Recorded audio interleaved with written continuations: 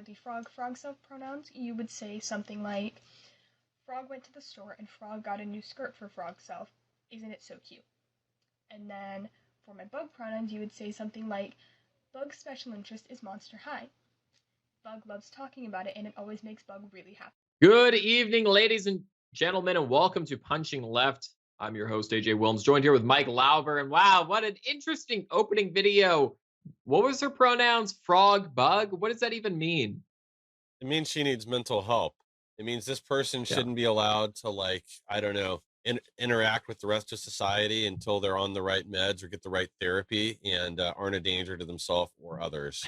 Yeah, clearly. I don't even know like how we've got to this point with the whole pronoun thing that like now you can just say any words you want. Like instead of he, her, you can now say frog, bug.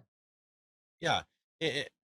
Well, and this is the real problem is it isn't just like these people want to call themselves that. It's they want you to do it. And if you don't, you're a bigot. Exactly. Like you have to participate in their delusion.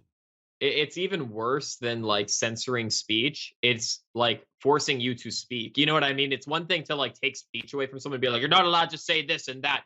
But then it's like even worse, believe it or not, to be like, you have to say this and you have to say that. And in places like Canada, this is what Jordan Peterson was fired over. He was like, you can't force speech on people. You can't force me to use pronouns or I go to prison. That's ridiculous. And then they fired him from his job. So apparently compelled speech is allowed in Canada when you can be fired from a government-funded school for not using the right speech. Yeah, you took the words right out of my mouth. That's exactly what I was going to say. Is it's compelled speech at this point. It's forcing people to go along with other people's delusions. They want us to accept them for who they think they are when they clearly can't accept themselves for who they actually are. Well, yeah, obviously not because they change their pronouns every week. This lady will not be going by frog, bug by next week. She'll be going by something else. And it's funny how like we've accelerated. What do they call those? Neo pronouns? That's what they call them, I think. We've accelerated to the point of now pronouns are out the back door. If you're a conservative, now you're going to be advocating for pronouns being used because neo pronouns are the new hot thing for liberals to be arguing for. And that's when you get to just make up your own pronouns. Doesn't need to be he, sure, her, they, them, her, whatever. It can be anything. It'd be frog, bug, the attack helicopter. Yeah, that's what I identify as. It's the Overton window shifting where it does drag the light right along with it. But we've got to just put our foot down and be like, okay, this is all insane. Pronouns, neo pronouns, whatever. We're just going back to what is normal, what's been accepted for human society for the last 10,000 years. Yeah. And the rest of you just need therapy, medication, or, institutionalized. Yeah. Well, what we got to do is we got to open up the door and push these people back into the closet and slam the door shut because we can't be allowing them to be running around forcing us to use speech and even just being like eye litter. I mean, these people are so ugly. If you go on TikTok and you look up like pronoun, that's where you'll find a lot of these videos where people are just making up their own pronouns. Like this one was particularly funny because she goes by frog, bug. But there's these other girls, it's always women too, by the way, these teenage girls making up things like, she's like, we'll have to maybe play it next show because like the pronouns she's coming up with, it's like, this is a masculine leaning plural pronoun that I've came up with. And it replaces the word they for those who I don't identify as they because it has how it stigmatized people in the past by using the word they. And it's like, what are you talking about? And don't even get me started on the she or her replacements. She was just talking about the they replacement. The video's 2 minutes long of just like explaining this new pronoun system that she's developed, and people are buying into this now. And did she just like make up words for this? Yeah, too? Just make it up. Yeah, it's just totally making up words because you can do that now with these neo pronouns. Well, I know what I'm doing this weekend. Yeah, exactly. We'll be coming up with, I think it would be funny. I wonder what the right wing could come up with insofar as pronouns for the left. I think we could come up with some pretty funny things. Well, that's everybody's homework assignment. I want to see that in the comments, and then we'll go through the best, and we'll talk about them Tuesday. Yeah, of course.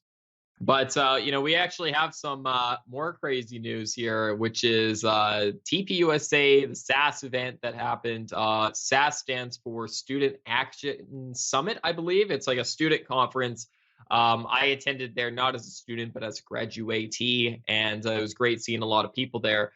I also saw some kind of crazy people there, such as the people who can be seen to my left, Mike's right, there was a lot of different protests going on outside of the building, including a lot of liberals there, a lot of BLM people there, a lot of Antifa people there. There were people advocating for January 6th defendants who were there, and then there were also these people here. Yeah, the I'm not. We're still not sure if these are real, actual Nazis or fake Nazis. They're just leftists trying to besmirch the reputation of TPUSA, and like this is blown up to a pretty big deal. Like I'm sure you guys have probably heard about The View getting sued. This is what it's over.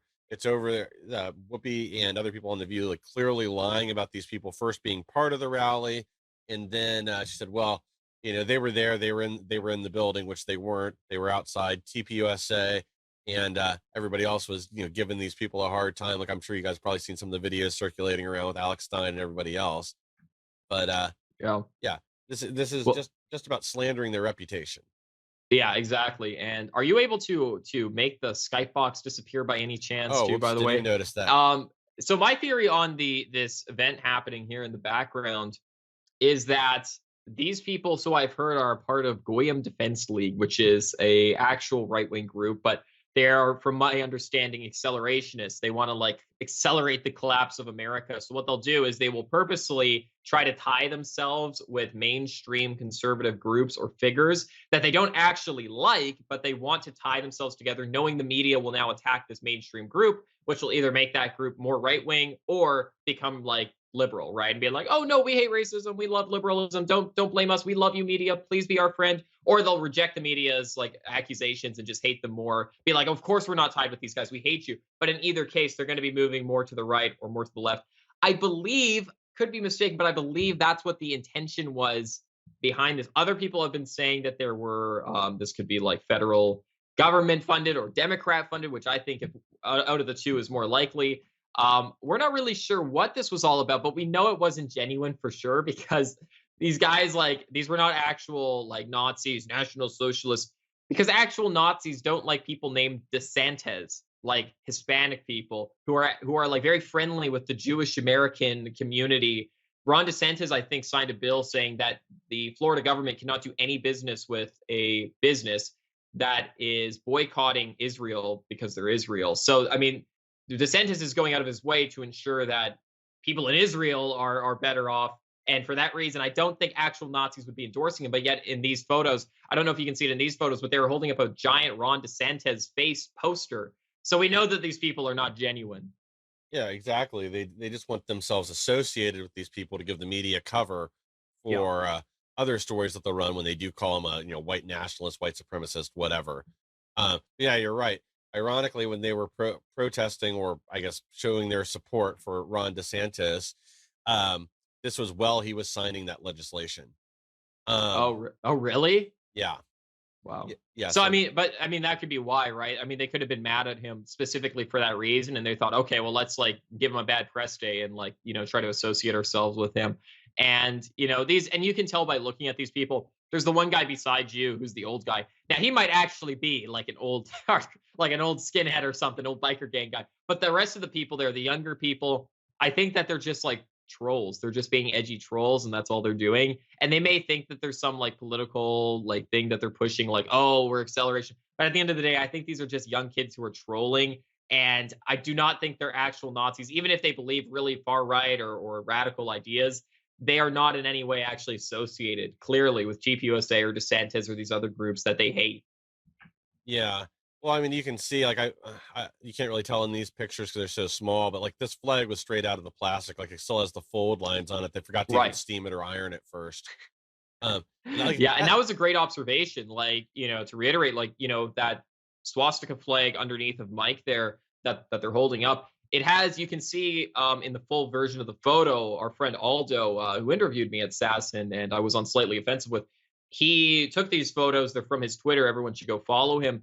But if you see in the enlarged photo there's actually, like Mike said, creases in the flag. Like you can see they just unfolded it and then we're like ready to go. And you'd think they would be, this wouldn't be the first time they use their flag, Where do you go buy something like that anyway? Like that? I don't know. And it's funny because I've often thought that it would be awesome if we could buy, like, this is going to sound kind of funny, but if we could buy, hear me out, wait till the end, gay pride flags and BLM flags, but from a right-wing vendor. That way you could burn the flags, but you don't have to give your money to the left-wingers who are selling their own stuff, right? That way a right-winger makes the, like, gay pride flag. I get to buy it, he gets money, I get to burn it, and then we're both happy, right? But I don't know if it's the same for swastika flags. Like if you just buy them online, if they're from actual right wingers, maybe they are from left wingers just trying to make a dollar. These ruthless capitalists, I don't know. But I'm assuming you can get one on like eBay or something, right? Yeah, I'm sure you could, but I mean, it's not something I've never looked for, so I don't know. I'm not in the Same with like the SS flag. I'm like, that one's probably even more rare. Yeah, well, Like the lightning bolt, the black one in the background beside the swastika one. And the other thing too, before I forget to mention, on their megaphones, it's difficult to see in these photos because they're small, but they also have like InfoWars, which is Alex Jones's network stickers. And again, these people are not associated with Alex Jones because Alex Jones is a Zionist, and these people hate Israel, and they hate Jewish people. So what they're doing is they're trying to tie themselves to someone who they think is an enemy of theirs to try to get them in trouble. They have Back the Blue on their thing. Again, like you don't even have to be a Nazi to like understand like far right wing politics, where like a lot of these guys would not like the police because they're instruments of Zog, the Zionist occupied government. They're the enforcement wing of the Jewish controlled government, right? So I mean, again, like all of what they're doing is trying to associate themselves with mainstream conservatism to accelerate the civil war that is incoming in America. Well, it all kind of goes back to the lie too that somehow like that they are right wing or that they are of the right. I mean, Nazis literally national socialists. They have a lot more in common with the left than the right. And again, if you go back in the history, like the KKK was basically the terrorist wing of the Democrat Party. These people that hold these kind of beliefs have always been associated with the left.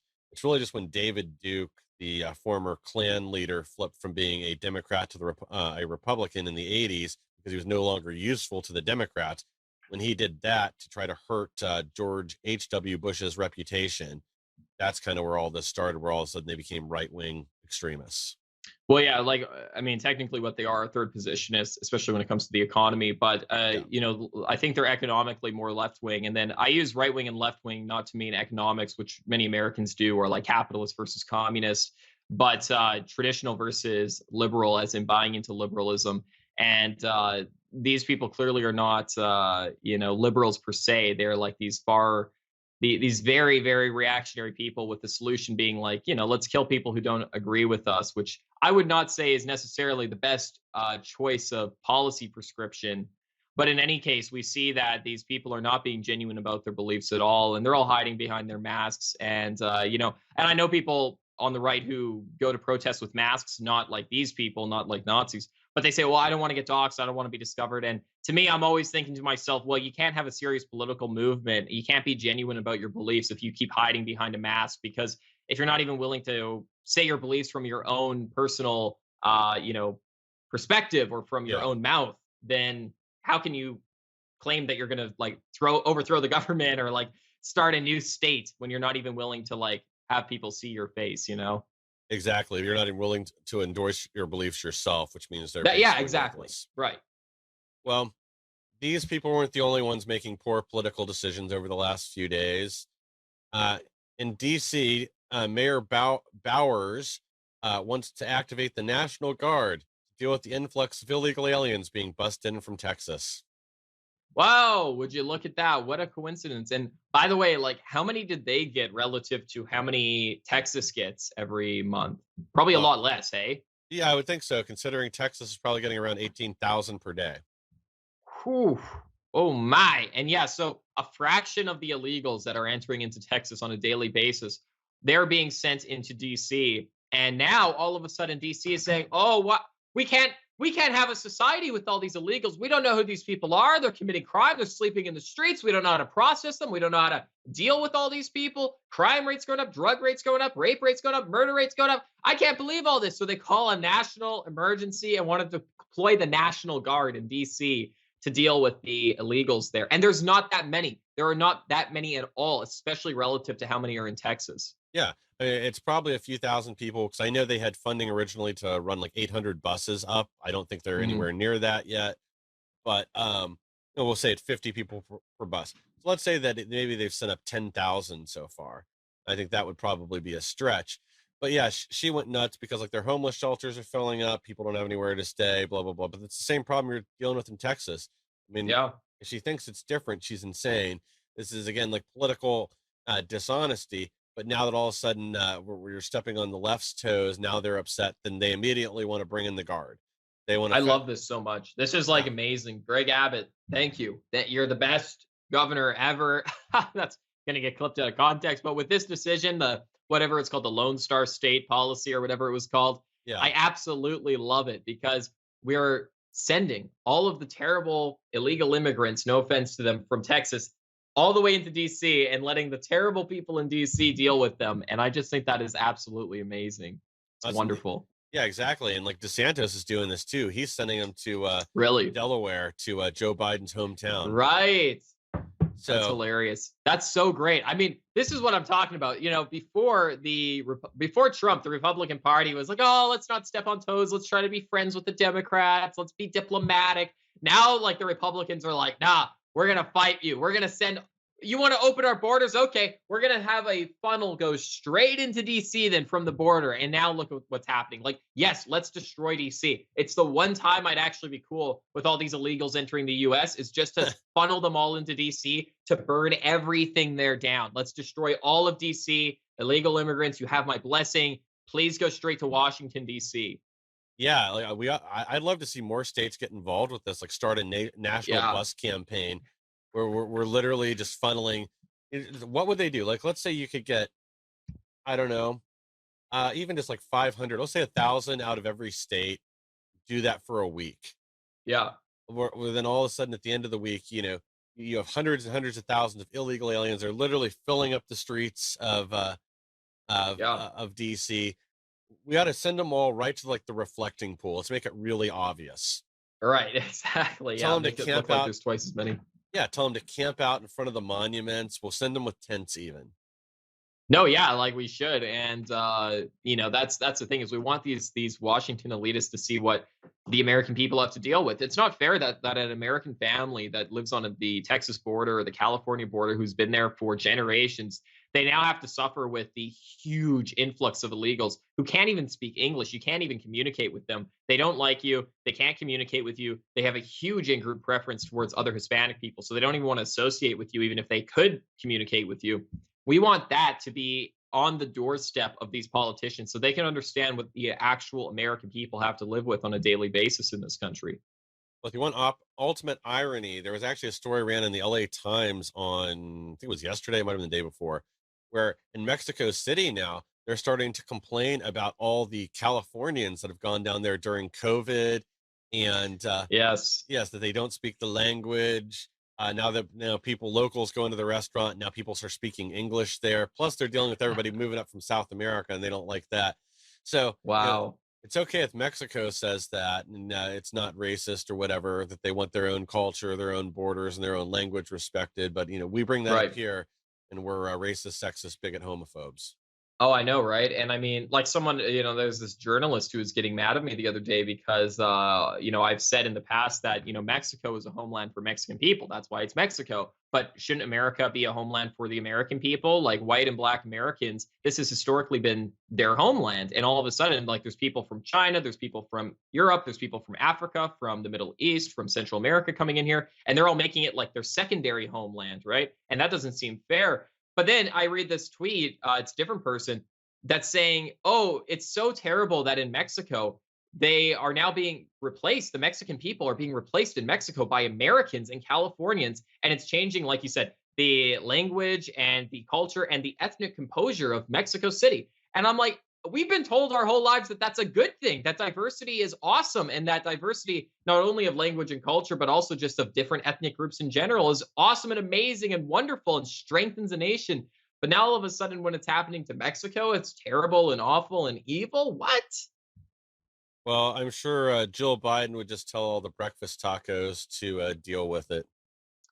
Yeah, I know. That'd be kind of base if she did that. If only Joe Biden would see. That's the thing is like the only time that the Democrats are cool is when they're accidentally when they accidentally do it. You know what I mean? Yeah. But yeah, Jill and Joe. I mean, they're just as hypocritical as all the Democrats. That is when they can actually get a sentence out of their mouth that's coherent. And that's the thing. Like the Jill Biden burrito thing or whatever breakfast taco thing. Like if you listen to the whole thing, none of it even really makes sense at all. Like even if you take out like the that was racially insensitive or whatever, even if you take that out, it still doesn't make any sense at all. What she was trying to say. But yeah, it was just pure pandering. It was obvious. She was just trying to. It's playing for the crowd. You see Hillary Clinton do this Right. all the time. Barack Obama is another one that does it. Shifts how he talks. Terrible. Even Joe Biden to a lesser extent. But again, it's a common thing. A lot of these, especially leftist politicians, do. There's actually been studies done before that show that a left wing person will shift how they talk depending on who they're talking to and what language they use. Whereas somebody that has a more right wing political persuasion will treat everybody the same, will treat everybody equally, and not dumb down what they say or talk like, break out their ethnic accent. That it's you treat everybody the same way, and you are the same way with everyone. That's true. Although I will say, I notice with Ted Cruz all the time when he talks to the common folk, he uses a different voice, and it annoys me. But it's not nearly as bad. At least he's not calling people breakfast tacos and such, because that's a whole new level of clown world. But yeah, you're right. And it was like Hillary Clinton too. Remember, I mean, it's a famous line. She was trying to appeal to the youth, and she's like, "We need to Pokemon go to the polls." It's like that's not how people talk. That's not even how young people talk. Just be yourself. That's what people liked about Trump is even though he was like, cheating on his wives and had the mean tweets or whatever in the past, people could overlook that because he's like, yeah, that's who I am. Like, I'm not going to lie to you guys. And people are like, finally, someone authentic, someone real that we can elect. Yeah, I saw a video. It was one of those man on the street interviews that I thought was really interesting. That like one of the things they respect about Trump is that he was rich. That's part of his identity, and he doesn't pretend he's the common man. So at Right. least like they feel like he's being honest. Like Yeah. yeah, or just like unapologetic. Having the taco salad on Cinco de Mayo, and of course when he does that, it's racist. But it's just who he is. He's just going to go put this out anyway, and he doesn't care what people say.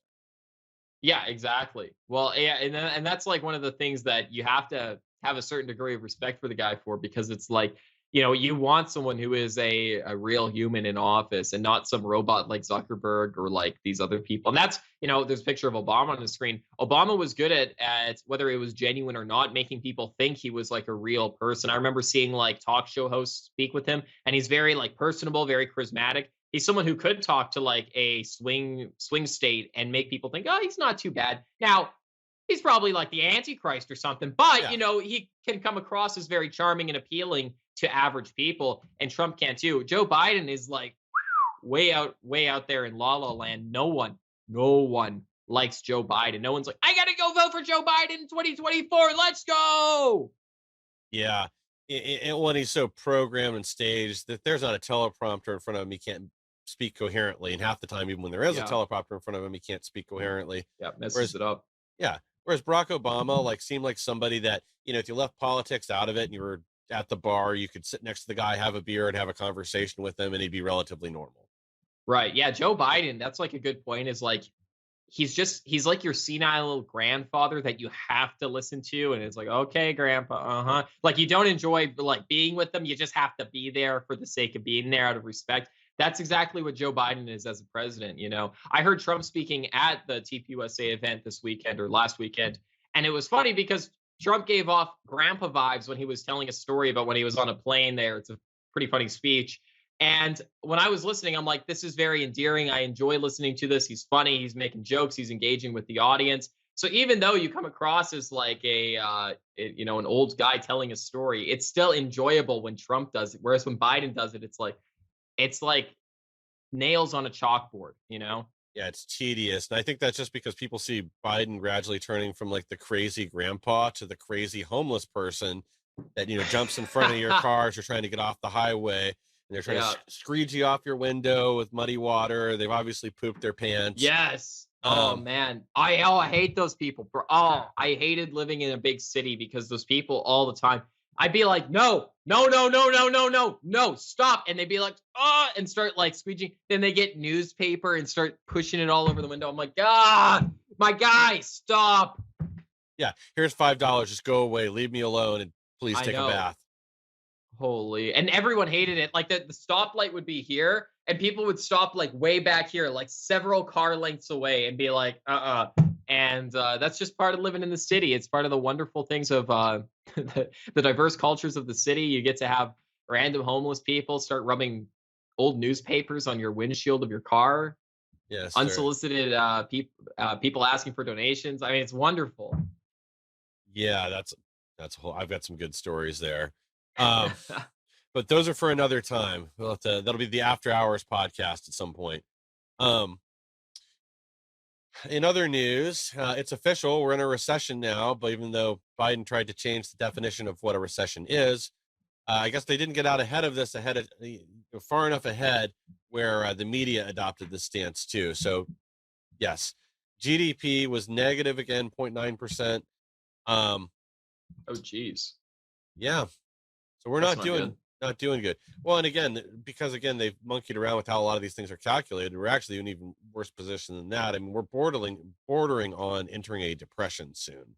Wow, that's insane. Well, and I'm not an economist, but I would assume that naturally within an economy, you're going to have bumps and falls or whatever, right? Or what would they call that? Booms and crashes, I think they call it. Yeah, but I think that this one is obviously like artificially made with all the sanctions on our trading partners and the constant printing out of money from the feds, among other things. But I would think that as the booms and crashes happen closer and closer together, that's worse than when they happen more spread out. Like, is there some type of economic theory? I don't know if you would know, where like when the booms and crashes are happening, like just like a few years apart or just every decade, that means like your whole economy is about to collapse. Yeah, I mean, in every model, there's always going to be booms and busts. But it's kind of the Keynesian economics, which doesn't work. Again, that's what, unfortunately, like a lot of leftists, right. The theory they more ascribe to, that's more where you're trying to control boom and bust cycles, where the government. See, this is okay. So this is kind of the part that they get wrong, and this is something I didn't know either until the last few years. Because on paper, like the way it's in practice, the way Keynesian economic works is just insane. Doesn't make any sense. But in theory, what it was supposed to be is like during the good times, the government would increase their tax rates basically to cool the economy and also to build up a savings so that when the bad times came, all of a sudden the federal government could just open up the coffers and then have all these make work programs, public. Yeah. So right now we're in the bad times and the government opens the coffer and it's $29 trillion of debt, right? Yeah, exactly. Okay. Whereas the idea, people are still saying though, hey, the model still works. The model still works. We'll just print more money then. Yeah, they forget about the savings cycle where when like the economy's good, you're supposed to save money, pay off all debts and all that stuff. They just remember, oh, we're in a bad time. We're supposed to spend more. I mean, I'm of the belief that you can't have, and maybe this is like just provably wrong, but I'm still of the belief that you can't have a savings of a government unless you have a very high IQ people within a democracy. If you just have like a normal democracy, people just want things and they want them now and they're not patient. So they'll just vote for whichever politician promises to like give them what they want immediately. And for that reason, politicians are always having to say, hey, I promise I'll, give this to you. I promise I'll fix the roads like as soon as I get into office. I promise I'll do this. I promise I'll do that. So people not thinking long term are just like, yeah, I want better roads. I'm going to vote for that guy. Maybe we could get those roads for half the price in 2 years from now. But because the politician has to win the election right now, they have to do this immediately. So that's why within democracies. Now, I do know that some states, for example, have budget surpluses. However, in general, I think that within democracy, because of the way it's structured, where you just vote for the guy who gives you what you want immediately, and most people are stupid, especially when it comes to economics, people are going to end up in democracies voting for deficits inadvertently. Yeah, well, I think really the only way that doesn't happen is if you do have like a balanced budget amendment or something like that, like a few states have that do run surpluses. Because otherwise, like you said, the politicians, it's not their money. What do they care? They're gonna promise more spending, and they know that it won't even be their kids that pay for it; it's their grandkids. Yeah. Well, think of AOC, perfect example, right? Like she's promising people like the Green New Deal is how much does it cost? $93 trillion or something like absurd like that. Yes. Like more money than exists on like the planet or whatever like that. That's how much it would cost. So it's literally unfeasible. But guess what? She got elected running on that, right? So Yeah. she's able to promise people trillions and trillions and trillions of dollars, and voters are dumb enough not to figure out, oh wait, we can't afford that. Let's try to pay off the debt. Instead, they say, well, no, I want cool stuff now. I mean, I want to eat bugs and live in pods today, though. So let's vote for AOC so she can get that going, even if it costs a lot of money. Oh yeah, you're right. Well, it is. It's fanatics that get behind it. It's a very small Yeah. percentage of the population that actually buy into most of this Green New Deal garbage. Uh, the next category, I guess, could be people that like they want a clean planet, they want a good environment, they just don't know any better, so they support things like this. Then you have Right. people that actually look into it. They're like, well, this is pure lunacy. None of this works. We can't run our cars on, pixie dust and unicorn farts. We have to have Exactly. like actual technology. We have to need fuel. We need Well, technologies that work to replace this energy. and faith is always going to be harder to break than fact, right? So when someone is like committed to the environment, let's say, you can tell them this will destroy the economy, like your kids will be homeless, and they'll say, I don't care. Like Yeah. facts and statistics and research and numbers, they'll just bounce off them. It will run off them like water on a raincoat. Doesn't matter, because they are like committed with a faithful desire to like fulfill their goal, which is like a better environment, let's say, or it can be any political issue. But when you have that like devotion to a topic, there's nothing that can shake it from you, no matter how many facts you throw at someone. Well, yeah, not to mention a lot of them, the ones that are really the fanatics, they think that people having less kids and not having a good future and a lower state of life for everybody is a good thing. Right. So they don't even believe that it's bad that these things are going to happen.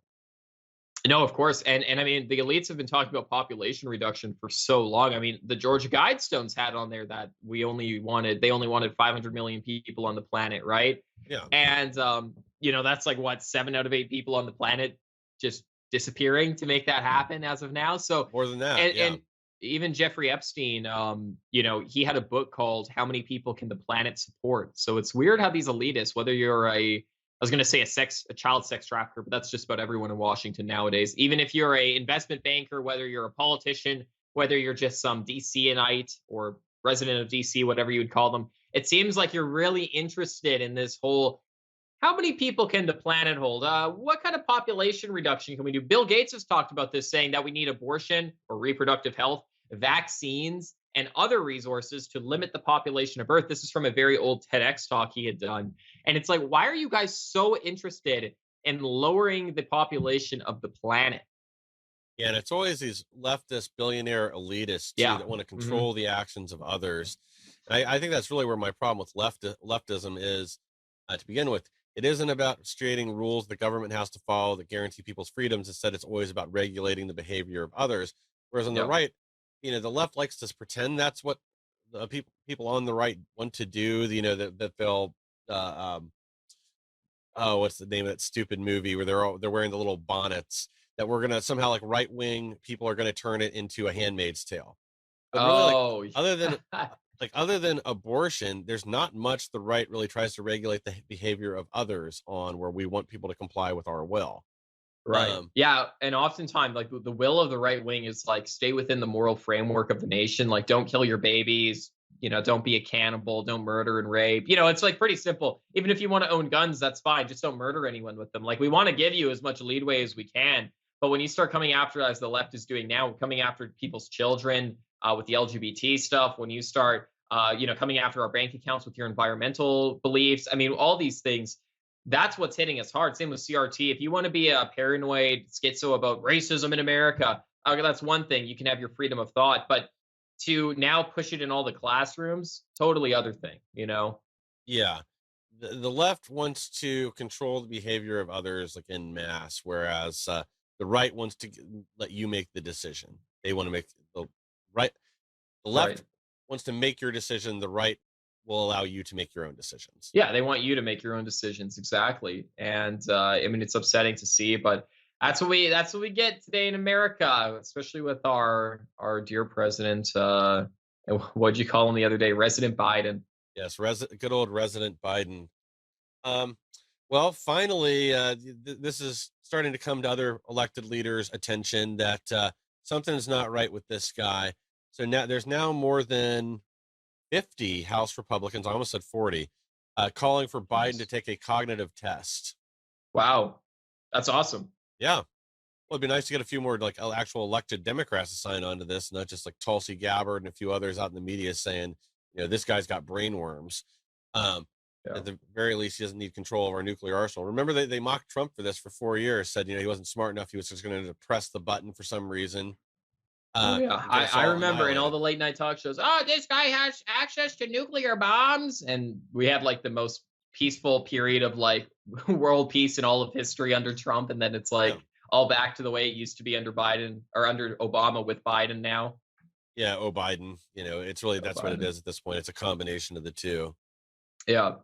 Um, Yeah, clearly this guy does not have all his cognitive functions anymore. I mean, you can watch a video No. of him now, and then you can go back even just 2-3 years, and it's a Yeah. completely different person.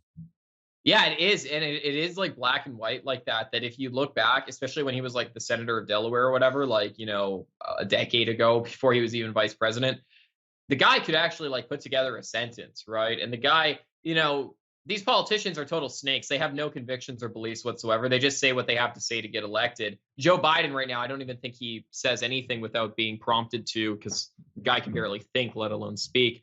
But back then, he was saying things like he was joining up with Hillary Clinton on the super predator thing, right? Being tough Yeah. on crime and trying to clean up like the streets of America. And then now what he's doing is supporting BLM and saying that we need to defund the police. Although I don't know if he actually co-signed that, but he's certainly sympathetic to the people who are. And the thing is that if the political climate changed and it was advantageous for him to say that, he undoubtedly would. And that's why he didn't condemn Antifa, because he sees that's the direction the left is headed. His party is headed. So he says, well, I'm not going to disavow Antifa. I mean, that's just an idea. It's not like an actual group. It was an idea that burnt down half the American cities in the US. Yeah, caused billions of dollars worth of damage. Yeah. But I mean, I don't think this guy's even got 2 brain cells left to rub together. I mean, he told everybody he had cancer the other day, and then the White House had to walk that back. The rest Does he actually have cancer? Do we know? The White House staff are saying no, that he misspoke, that somehow he was referring to skin cancer he'd had a while back, which again is not that unusual. But also, like, he's never blamed the skin cancer on exposure to chemicals from back when he grew up in Delaware. So who knows? This guy. Well, yeah, and the White House just like like yesterday or 2 days ago said we're not in a recession, and then it was like officially declared yesterday or today that we're in a recession. So Yeah, well, they tried to basically change the definition of a recession. Like, said, oh, well, since yeah. we've had good job growth, even though again, like, we haven't actually had good job growth. This has just been people returning back to work that were laid off due to COVID. Right. Yeah, exactly. And yeah, I heard Janet Yeller, the woman who sits on the Fed, or no, she used to sit on the Fed. That'll give you an idea of how much of a parasitic Satanist she is. Used to sit on the Fed, the Federal Reserve Board. Now Joe Biden is like, oh, perfect. This is the best demon worshiping pedophile I could find from the Fed. Let's bring her in to be the Secretary of the Treasury Department or something like that. Yeah, I think it's Treasury Secretary. Yeah. So I heard her speaking about this the other day. And this is the thing, is like the Fed should not exist, period. But if it does exist and the people are appointed to it, it shouldn't be partisan. I know what they do now is they say something like, oh, we'll have, or maybe this is for the FCC, we'll have 2 Republicans, 2 Democrats, and a moderate or something like that. But what it should be is kind of like the Supreme Court was supposed to be, where it's just like neutral and it's not supposed to be about politics. You're just supposed to have like really smart lawyers be on the Supreme Court or judges. And with the Fed, if we're going to have one, which we shouldn't, it should just be like, okay, this is a really smart economist, put him on. It shouldn't have to do with like, oh, this person is like a diehard Democratic loyalist, which is why I can just easily transfer her from being a Fed employee to being the representative of my administration when it comes to the economy. Like, that's a pretty big, you would think that would be a big shift, but it's not for these people because she was a diehard Democrat her whole life. Yeah. Well, actually, it gets even worse. Like the Federal Reserve Board, even though the president picks who's in charge, it's off the list that the board provides them. No way. Are you serious? Yeah. They give you the choices. You pick off the list. But I mean, the Federal Reserve is a private bank. It's not, it's Right. as federal as Federal Express. They're Exactly. a private company. Yeah, it is. And then also, with the Fed, this is what kind of everyone knows, but it's worth repeating, is like the Fed will loan the US government money. That's who prints our money. And when they lend the government money, they lend it to the government at interest, which to me makes absolutely no sense at all. because the government, if they wanted, could just say, we're the government. What are you going to do about it? We're just not going to pay you interest. Just give us the money, right? But instead, the government says, oh, okay, we'll take your money and then we'll pay you back at interest. People don't understand how big of a deal that is, because let's say the US government has $0. Okay. There's no money in the US economy. We started a new country. We need paper money. So we can go to the Fed and say, hey, can we have printed off $100? Five, and we say okay, and they gave us 100. There's no such thing as $105. There's only 100, which means for the Exactly. rest of our lives, the entire system is based on the idea of servitude to a owner, because we're slaves. We're permanent slaves to these people. We can never pay them back their interest because it doesn't exist on the planet. And yet this is something our government thought was a good thing to engage in, this type of contract. Yeah, exactly. It's always a trap. We're never able to actually pay back this debt. It's And impossible. well, and the other thing that's scary too with our national debt right now is every time these interest rates kick up, like we've been at record lows for years. Like normally every decade it averages like 4% that we would have to pay for debt service. Well, we've been at like 2% for a while, but also all of a sudden if this kicks up, a lot of things within our government become unaffordable. Like pretty soon you get to a point where like 100% of our budget is just going to be paying interest on our debt to the Federal Reserve and to That's insane. yeah, other bondholders and everything else. That's the It's point so we're sick. rapidly And this is what approaching. like the Fed is like a very parasitic organization. And I know that's kind of a harsh word that I often use, but it's perfect to describe what's happening is the Federal Reserve benefits entirely from the US, and the US does not benefit in any way from the Federal Reserve. We get what paper notes given to us. We can print our own paper notes. I would be okay with my tax money going towards what the founding fathers said, the federal government coining and minting coins. That's actually okay. It's totally constitutional. Even the most diehard libertarians would be like, yeah, minting coins, like the government can do that. Like if it's cheaper than buying from a company, especially if you have to get lent the money at interest, that makes sense. So the Fed, we gain nothing from them. They gain everything from us. And we're in perpetual servitude to them based on the relationship that we have with them. It's really sick, actually. Well, this would be interesting to know, but how much do you want to bet we probably also paid for their presses, the plates they print the money Right. with, everything else? I know we pay for the designs and the artwork and all that, but I bet we already own all this stuff. We've just given it to them. I'm sure we have, right? And it's sick because, I mean, at the end of the day, it is a private company, right? And the government is a public entity. But at the end of the day, who runs the government and who runs the Fed? It's the same people. It's Janet Yeller. I have to learn her name. That Yeah, it's definitely Yellen. not Yeller. That's like some Southern name. Hey, Mrs. Yeller, come here. But It's Janet, whatever. yeah, Miss Janet Yellen. Yellen? Yellen. Yellen. That's what it is, right? Yeah, Janet Yellen. Thank you. She works on the Fed, and then the next day she works in the White House. And that's just how it works. And they go back and forth. And we can pretend, and this is kind of like the issue I have with libertarians, is they just hate the government, but then they're okay with private companies. And it's like the government is only as good as the people who make it up. And when the people who make up the government are just the same as the people who make up private corporations, when Bill Gates has just as much influence in government as a congressperson, that's the actual issue. The issue is these tyrannical elites, whether they're in government or not. That's the issue, and they need to be dealt with. And that's why, for me, the Fed, although it is a private organization, which adds a layer of disgust to us because the government, the people that is, are in debt to a private company, which is really weird. To me, at the end of the day, it's just we're in debt to these elitists. We're enslaved to these elitists, and they work hand in hand together. I know I described the relationship between the Fed and the government as parasitic, but in reality, it's really the Fed and the government versus the people, right? The people who Yeah. fund the government and the Fed. That's the parasitic relationship. Joe Biden and the Fed, that's a wonderful symbiotic relationship, though. Yeah, exactly. The Fed is a parasite on the American people, and then our federal Yes, government has also become a parasite on the people. And very true. it's an incestuous relationship is what it is. It's that there's all this crossover back and forth. Well, it's just like, elected leaders in the media.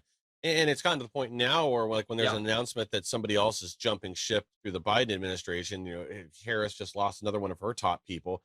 The talk is, oh, I wonder what media entity they're going to go work for. Oh, do they already have a Yep. job waiting for them at CNN? Um, Yep. but yeah, it's the same thing. If you're a financial person, um, even though more and more it seems like the people that are advising Joe Biden economically must have the same like fake degree as Jill Biden. Uh, Yeah. but anyway, that's a whole Does she nother. does she have a fake degree? I've heard both. I've heard it's like an honorary doctorate, but I've also heard it's not a PhD, but it is some other like legitimate doctorate for teaching. But Oh, so yeah, okay, I see. One of my professors I had a he went to Columbia University and he had a doctorate, so everyone was always impressed, and he'd always be like, "Well, it's not a PhD, it's an EUD, like an education doctorate, which you yeah, don't have to yeah. do like a thesis or anything. You just take more classes, I think." But I mean, it was still impressive for him because it was Columbia or whatever. But yeah, I see. I know within the academic world there is a little bit of feud between the two doctorate holders. I know. Yeah, yeah. One you have to present your ideas and earn it by defending them. The other one you just take the classes. You pay your fee, Yeah, get your C, or get your yeah. E. And college is just pay to win at this point, anyways. And it's funny, like, I wonder for politicians if there was a way. This might sound like like maybe too much like Roman Empire or too like barbaric, but like to have public servants not be allowed to be like in education and in media. Like when you said a lot of the times when people leave the administration, they go join CNN. I'm like, yeah, or they become professors or they join banks. Like these elite, they all run in the same circles: academia, banking, media, press. They all are together with government. And it's like, how do you solve that? Could you make it like we find a group of like strong warriors and we're like, you guys will be in the military. And after 10 years, if you're the best in your class, you will be put into public service and you will be a politician and you will rise to the rank. I don't, maybe that sounds too much like China's system or something, but just that there isn't a revolving door. Like, how would you get rid of that revolving door other than saying politicians are exclusively politicians and these people are exclusively these people, you Maybe know? after they serve 2 terms, we just ship them off to an island where there's no cellular communication, there's no internet, no anything. They Yeah, can't even write letters back, and that's where they have to live the rest of their life. it sounds good to me. Yeah. Yeah, yeah. Uh, But they turn it into Jeffrey Epstein's island. That's the thing. Hey, as long as there's no flights going back and forth, they can do whatever they want to each other. I guess so. Hey, yeah, to one another. Well, yeah. So I mean, I don't know that. I've heard a lot of these politicians on Twitter being like, "You guys can't be rude to politicians, and you guys can't harass us." And I'm like, well, politicians are like the one group of people who we should be able to like just treat like complete animals in like zoos, like animals at a petting zoo or something, and point and laugh and take pictures and harass them all day. Because, like, look, if you're actually doing good work for the American people, that stuff doesn't happen. You know what I Yeah. mean? Because I think I'm referencing a tweet from Congresswoman Flores, I believe her name is. I don't know much about her. I've heard she's really right wing and stuff, but she voted for amnesty, and a lot of right wingers started harassing her over this on Twitter and stuff. And she was complaining, and I'm like, look, if you stood for your constituents and you did what they wanted, you wouldn't be getting heat right now, you know? Yeah, exactly. Yeah, I mean, the way we have to view politicians is at best, they are a temporary employee that can be voted out by the people in a 2 to 6 year term. That Yeah. we've voted for them as a temporary person to do a job, and if they're not doing it, you fire them, just like anybody else that you would hire to do a job for you personally. Yeah, they're like a contractor, It's like, oh, I need Yeah, my grass cut. I'll try this guy out. Now, if he doesn't do good, I'll try that guy. And if the job's good enough, I'll keep him around. But with politicians, we, unfortunately, maybe we don't think this, but it's certainly what happens, and it's certainly the way that they think. They're like, oh, I got this job. I'm set for life now. I'm just going to sit in this cozy +10 district and never have to do any work in real life. It's very upsetting to see our politicians take on this way of thinking. well, yeah, but why wouldn't they think that? I mean, that's the reality of it. Half of them, either don't go to DC or just never go to their district or do anything until it's time to run Hmm. for office again. Most of them just Yeah. disappear. Um, No, what is it's something like 98% of Congress people get reelected. Isn't that who are running? Isn't that insane? Yeah, and it varies a little year to year, but it is always in that range, like 95 to 98%. Every once in a while, Jeez. there's like a wipeout election where people are mad and you'll lose some seats. Like that's probably what will happen in this next, as long as we have an election in November, that's probably what will happen here. But that actually gets us perfect transition to our next slide because 83% of Americans are concerned about election integrity in the midterms. Whoa. 75% are concerned with cheating, and majority now, and this includes Republicans and Democrats, now think that there were some shenanigans went on in 2020. Interesting. Yeah. Well, I mean, it's interesting because I'll say, I hope we can say this on YouTube, that the 2000 Mules documentary Dinesh D'Souza did, very eye-opening. Interesting how much video evidence and court document evidence there was on the 2020 election and how it was the safest election of all time, right? Right. And it's very eye-opening to see that. And I hate the gaslighting from the left and big tech organizations or companies saying you're not allowed to talk about the 2020 election in any way unless it's the way we want you to talk about it, because there's video evidence, there's court documents, there is proof, there are people convicted behind bars for things that occurred in the 2020 election. And I mean, you can't just say that that was just totally made up. It's not real. These things are legitimate and proven. Yeah, well, that actually brings us to our next story. So we're running low on time, so we're just going to be able to touch on this. Sure. But very important. So in Wisconsin, the Wisconsin Election Commission is not cooperating with the state government.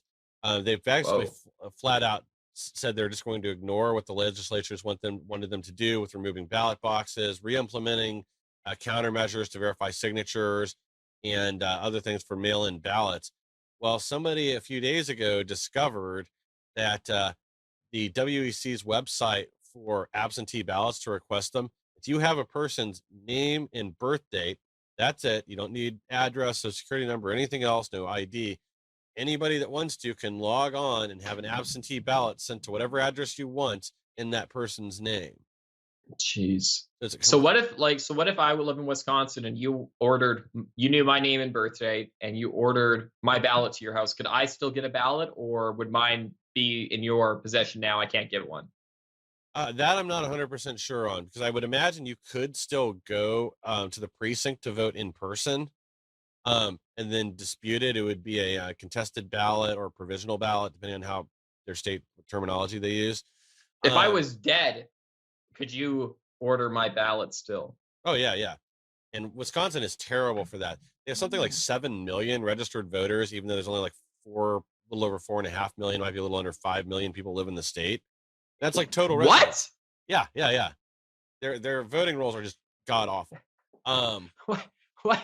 There's 7 million people registered to vote. Is that what you said? And there's 4.5 that live in the state? Yeah. There are millions more who are registered, ready to vote, than actually even live there.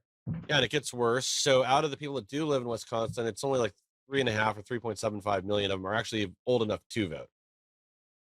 And then how many are like, not felons? How many actually vote? I mean, far less than that number even too, Yeah, let's be generous. Let's just say that knocks it down to say 3.25 million.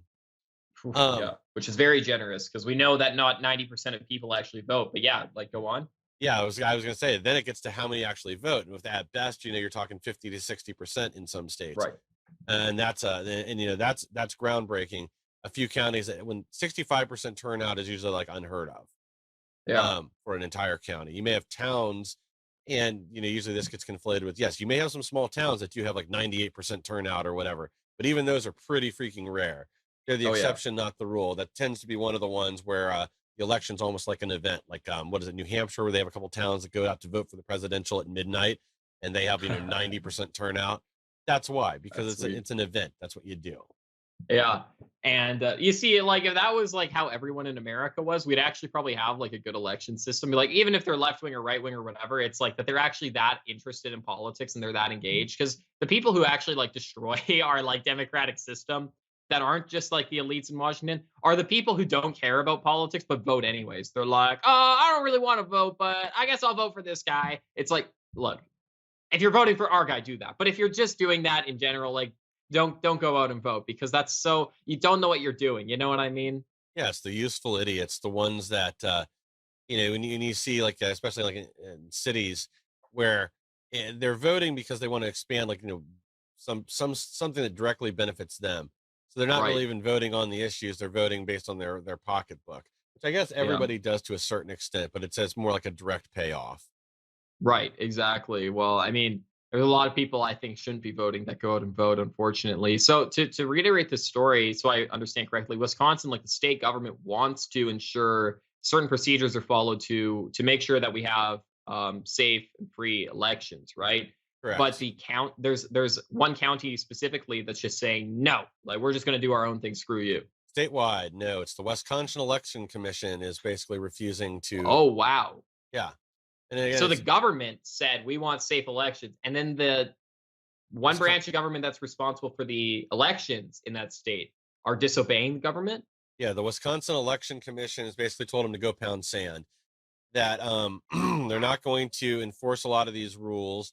and they How can want they do that? you have to have somebody who actually enforce these things. That's It's just insane. like with the Supreme Court right now.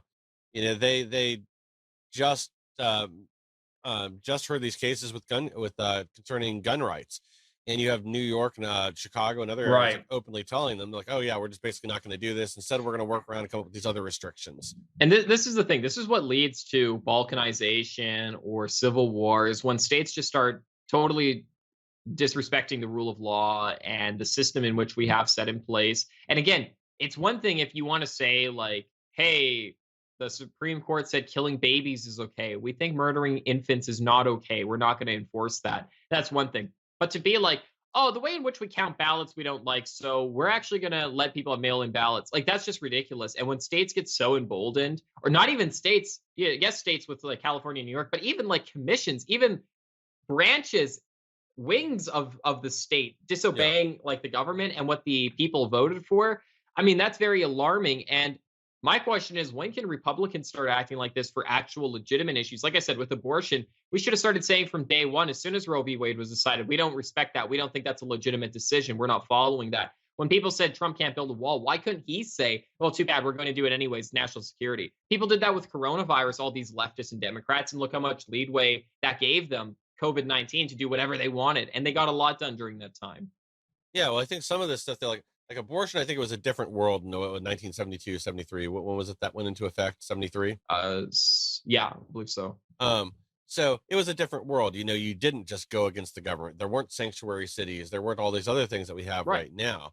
The rule of law was still respected by and large. It doesn't mean there weren't incidents where things happened differently or underhanded stuff, Sure. obviously. But I mean, Well, and when it did too, I'll just say quickly, it was from the people. It was civil disobedience from the American people wanting change, right? It wasn't yeah, from specific government officials who just wanted to do their own thing, right? yeah, exactly. And there were some elected leaders that participated, especially like during civil rights and that type of thing, where they would go Sure. into like a lunch counter demonstration, knowing they're going to get arrested. Mhm. But yeah, different thing. It wasn't officially on behalf of the government, or it wasn't a government agency controlled by the state, basically saying, yeah, we're not going to do this." Yeah, and that's different too. Like I think that if a government official, I mean, we interviewed. The interview will be released this Sunday with Derek Evans, Mhm. who was a January 6th defendant who was recently convicted for the insurrection of January 6th, which we get into on the show. We Yeah, can't talk about it here on YouTube. It'll be live on Frank's speech though this Sunday. But he's someone who was an elected official and he didn't disrespect the rule of law. I mean, he even says during the interview, hey, I thought I may have got a ticket and I was willing to accept that. That would be a just punishment and I would 100% accept that.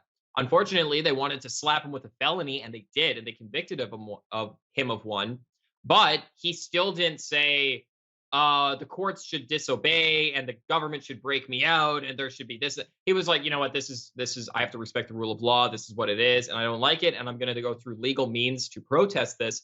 But he at no point was saying, as an elected official, I'm just going to disobey the government and do this. You know what I mean? yeah, yeah.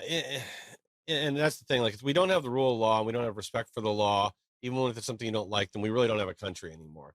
If people are Right. just going to do whatever they want, and y- the left has pushed this to more and more extreme. Like I said, I think it really did start with the sanctuary city idea. That was kind of where it was kicked Right. into high Right. an but it's gotten worse and worse over time.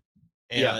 And And that's what I mean. Like, I guess to like make my point a little more clear is like an elected official on their own time engaging in civil disobedience and then getting arrested because that's the consequences. I think that makes total sense. That kind of civil disobedience is acceptable. It's on an individual level. But when you're a government official and you say, I'm going to use the authority I have as an elected official to move my agency to disobey what the people have voted for, that's an entirely different thing. That was my point. But sorry, go on. yeah, no, and that you're exactly right.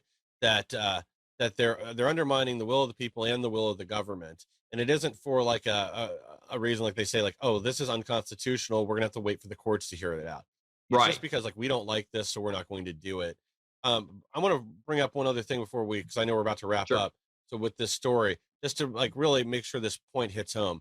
So there is a person or group who did this intentionally. This was to demonstrate the flaws in the system with this WEC website for ballots for absentee votes.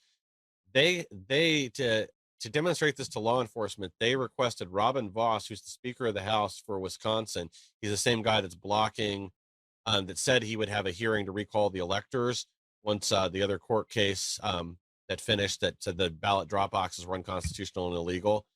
Anyway, because this guy's been so like wishy-washy on the fraud and all the other stuff in Wisconsin, they actually requested his ballot and got it resent to another place, along with a bunch of other prominent elected leaders and public figures in Wisconsin. This group or individual had them all sent to their home or their business or whatever, just to demonstrate like the flaws in the system, how anybody can do this to anyone. Wow, that's insane. Yeah. Dude, like the Roman government, like the Greeks had more voter integrity than we have with our current elections. I got to watch what I'm saying here on YouTube, especially at the end here. But it's just insane to think that how the system is set up now. I'm going to go on the internet and put in someone's name and birth date that I know, and boom, I got their ballot, I can vote. Like that system, like it doesn't take a genius to see the flaws in that. Like, let's be real. Even your average American can see that is not a system that is good for us. Well, and with no ID, no signature verification, no proof of anything, just I need your name and your birth date, which, especially given like today, I mean, there's people still list their birth date publicly on Facebook. Like if I really wanted to, I could probably just type in Wisconsin, go on Facebook, look through individuals, type in random names or whatever. Yeah. And I could, that's a great point. I could have a list of hundreds of people around the state into the day. Wow. So you start thinking like, okay, let's organize this kind of fraud. Right. You get a 10 of 10 people doing that for a few weeks. All of a sudden you've got thousands and thousands of names, and you can vote in their place. So let's take another step out. Let's say you only get caught, say, a third of the time or less of then that person actually trying to go out and vote. They're still not going to know who voted that wasn't supposed to, that didn't even attempt to. They're only going to know the people that got caught or people that did try to vote in person. Yeah. Well, and since voter turnout is so low, you can probably easily you can get a lot of people, right? Or you could like do target demographics, be like, okay, people with Spanish last names are far less likely to vote, so we'll go after people with those last names. Or like Black Americans less likely to vote, so we'll use a lot of them for this. I mean, you could get really sophisticated with this, or not even that sophisticated. I mean, you could do some general ideas. That's something I just came up with on the spot here. If you had a team of people who were dedicated to trying to swing elections, in theory, we'll say the Republicans trying to swing these elections, and the Republicans could sure do some major damage to the integrity of our democracy by doing things like that. That's an amazing point you brought up there, Michael. So even just wanting to sow chaos. If all of a sudden election day comes around and 20% of the people going to the polls are being told they've already voted, then people aren't going to trust the results. So you wouldn't even have to actually do anything. Even if you just requested the ballots for, 1 million of the 7 million voters in Wisconsin, that would still throw things off where people wouldn't trust the results, because there would be thousands of people saying, oh, well, they told me I had to vote on a provisional ballot. So did it even count? They told me I already voted. Yeah. And I think a lot of people would get demoralized from that. But we are out of time here on Punching Left. So thank you all for joining us. We very much do appreciate it. We love when you guys are here with us. We enjoy when you share the content. Make sure you subscribe to us over here on YouTube and follow us on Odyssey. Also subscribe to our Telegram channel. All of those things can be found over on our website, punchingleft.com. We'll bring you to a pretty landing page. It looks beautiful. You should check it out, punchingleft.com. Subscribe to our Telegram for updates when we upload, go live, or any other announcements, such as where to find us over on Frank Speech, which is at 7 p.m. Central Time, correct? 7 Central? On frankspeech.com. Yes. Yeah. And so join us over there for Let's Be Frank, our other show we host. And thank you all for joining us here. Again, that's punchingleft.com. God bless each and every one of you guys, and take care. Yeah, thanks again. We'll see everybody soon.